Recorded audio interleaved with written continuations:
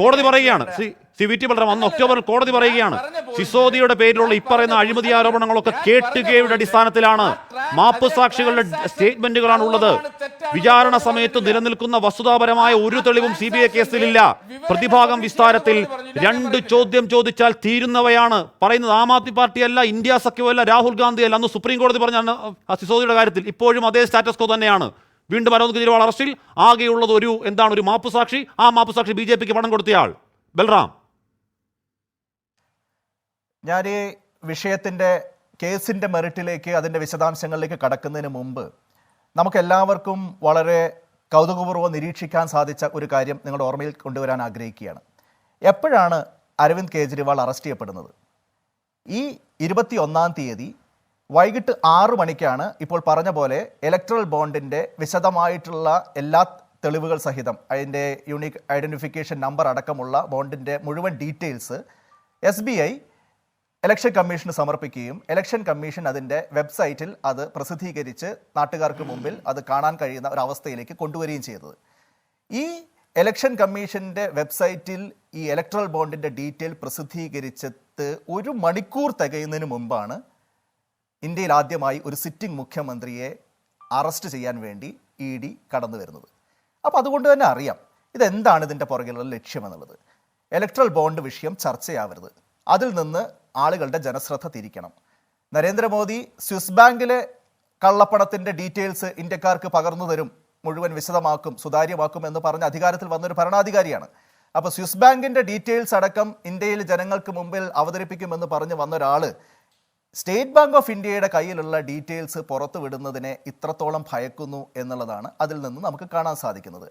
ബ്രിട്ടീഷുകാരുടെ തന്ത്രം divide and rule ആയിരുന്നുവെങ്കിൽ ഇപ്പോൾ അതിൻ്റെ കൂടെ അതേ തന്ത്രം തുടരുന്നതോടൊപ്പം distract and rule, divert and rule എന്ന പുതിയ 2 തന്ത്രങ്ങൾ കൂടി നരേന്ദ്രമോദി സ്വന്തമായിട്ട് ആവിഷ്കരിച്ചിരിക്കുകയാണ്. അപ്പോൾ ഇതാണ് ആദ്യത്തെ പ്രശ്നം. ഇവിടെ ഇലക്ട്രൽ ബോണ്ടിൽ BJPക്ക് കൈപൊള്ളിയിരിക്കുന്നു. ഇവിടെ അദ്ദേഹം പറഞ്ഞതുപോലെ നിരവധിയായിട്ടുള്ള കമ്പനികൾ കള്ളക്കമ്പനികളാണ്, ഷെൽ കമ്പനികളാണ്. ഇപ്പോൾ ക്വിക്ക് സൊല്യൂഷൻസ് എന്ന് പറയുന്ന കമ്പനിയുടെ ആകെ ഷെയർ ക്യാപിറ്റൽ എന്ന് പറയുന്നത് ഏതാണ്ട് 100-130 കോടി രൂപയാണ്.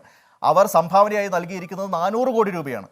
അപ്പോൾ ഈ നിലയിലുള്ള വിശദാംശങ്ങൾ പുറത്തു വരുമ്പോൾ അത് എവിടേക്കാണ് ചെന്നെത്തുന്നത് എന്ന് വളരെ കൃത്യമായിട്ട് നമുക്കൊക്കെ അറിയാം. കൃത്യമായിട്ടുള്ള ക്വിഡ് പ്രോക്കോ ഉണ്ട്. നിങ്ങൾ പറഞ്ഞതുപോലെ 3.8 ലക്ഷത്തോളം കോടി രൂപയുടെ കരാറുകൾ നേടിയ കമ്പനികളാണ് ഇതിൽ ഏറ്റവും കൂടുതൽ രാജ്യം ഭരിക്കുന്ന സർക്കാരിൻ്റെ പാർട്ടിക്ക് സംഭാവനയായിട്ട് നൽകിയിരിക്കുന്നത് എന്ന് നമുക്ക് കാണാൻ സാധിക്കും. അതോടൊപ്പം നിങ്ങൾ ഈ പറഞ്ഞ ഏറ്റവും പ്രധാനപ്പെട്ട കാര്യം, അതിലെനിക്കൊരു കറക്ഷൻ കൂടി സൂചിപ്പിക്കാനുണ്ട്.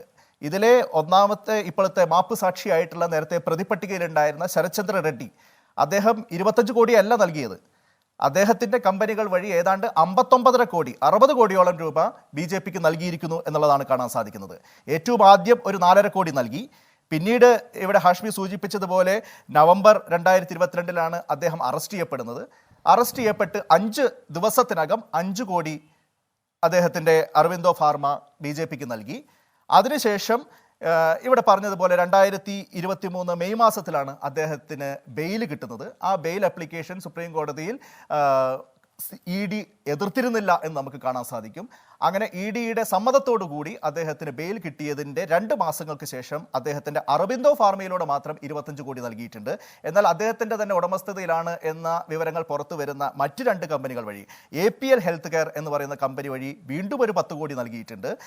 യൂജിയ ഫാർമ എന്ന മറ്റൊരു കമ്പനി വഴി 15 കോടി നൽകിയിട്ടുണ്ട്. അപ്പോൾ ഏതാണ്ട് 59.5 കോടി രൂപ ഈ ഒരു വ്യക്തി, ഈ പറഞ്ഞ കേസിലെ പ്രതിയായിരുന്ന, ഇപ്പോൾ മാപ്പ് സാക്ഷിയാക്കി ഇവർ മാറ്റിയിരിക്കുന്ന ആൾ BJPക്ക് സംഭാവനയായി നൽകിയിരിക്കുന്നു. അതിൽ മഹാഭൂരിപക്ഷം 50 കോടിയോളം രൂപ നൽകിയിരിക്കുന്നത് ഇദ്ദേഹത്തെ മാപ്പ് സാക്ഷിയാക്കിയതിന് ശേഷമാണ് എന്ന് നമുക്ക് കാണാൻ സാധിക്കും. അപ്പോൾ ആ നിലയിലുള്ള ഒരു തരത്തിലുള്ള ക്രെഡിബിലിറ്റി ഇല്ലാത്ത, വിശ്വാസ്യതയില്ലാത്ത ഒരാളുടെ മൊഴിയെ വെച്ചുകൊണ്ടാണ് ഇന്ത്യയിൽ ഒരു സിറ്റിംഗ് മുഖ്യമന്ത്രിയെ ഇപ്പോൾ ഈ തിരക്ക് പിടിച്ച് ഈ ഒരു തെരഞ്ഞെടുപ്പിൻ്റെ പശ്ചാത്തലത്തിൽ, തെരഞ്ഞെടുപ്പിൻ്റെ ആഴ്ചകൾക്ക് മുമ്പ് അറസ്റ്റ് ചെയ്യുന്നത് എന്നുള്ളത് എത്രത്തോളം ഇവർക്ക് ഈ പറയുന്ന ഒരു അപായ ഭീതി രാഷ്ട്രീയമായി മണക്കുന്നു എന്നതിൻ്റെ ഒരു സൂചനയാണ്. ഒരു ഭാഗത്ത് ഈ പറഞ്ഞ പോലെ തള്ളൊക്കെ ഒരുപാട് കേൾക്കുന്നുണ്ട്. നമ്മൾ 400 സീറ്റ് നേടും, 370 സീറ്റ് നേടും എന്നൊക്കെ നരേന്ദ്രമോദിയുടെയും ഇവരുടെയൊക്കെ അവകാശവാദം ഒക്കെ നിൽക്കുന്നുണ്ട്. പക്ഷേ യഥാർത്ഥത്തിൽ ഇന്ത്യൻ ജനങ്ങളുടെ മനസ്സ് എവിടെയാണ് എന്ന് ഇവർക്ക് അറിയാം എന്നുള്ളതാണ് നമുക്ക് കാണാൻ സാധിക്കുന്നത്. ഇത് മാത്രമല്ല, നമുക്ക് ഇതിനോട് ചേർത്ത് വെച്ചാണ് കാണാൻ സാധിക്കുന്നത് കോൺഗ്രസിൻ്റെ മുഴുവൻ ബാങ്ക് അക്കൗണ്ടുകളും ഫ്രീസ് ചെയ്യപ്പെട്ടിരിക്കുകയാണ്. എന്താ കാരണം? നമ്മൾ ചർച്ച ചെയ്യുന്നല്ലേ, എന്താ കാരണം?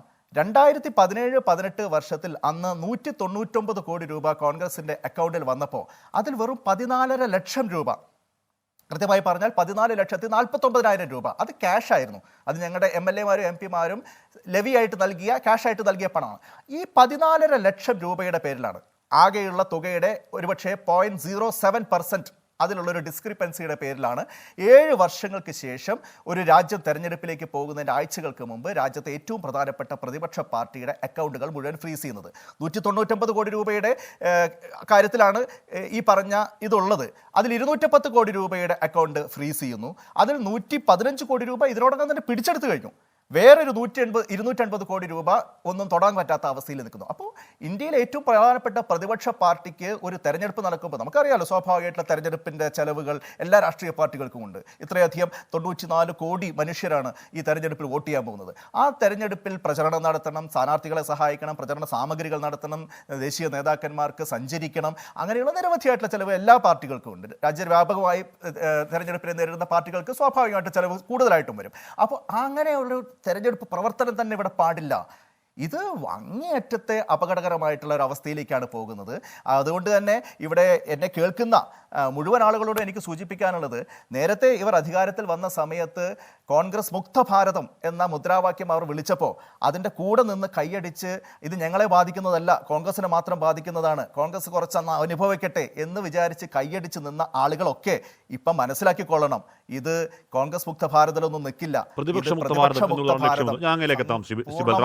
ഏകാധിപത്യത്തിലേക്ക് നീക്കമാണ് എന്ന് തിരിച്ചറിഞ്ഞുകൊണ്ട് പ്രതിരോധിക്കാനുള്ള ഉത്തരവാദിത്തം എല്ലാവരും കാണിക്കണം എന്നുള്ളതാണ് എനിക്ക് ആമുഖമായി. ലാൽകുമാർ, നമ്മൾ നേരത്തെ ഈ ചർച്ചകൾ പറയാറുള്ളതാണ്. എന്ന് പറഞ്ഞാൽ 2000 ഏറ്റവും കൂടുതൽ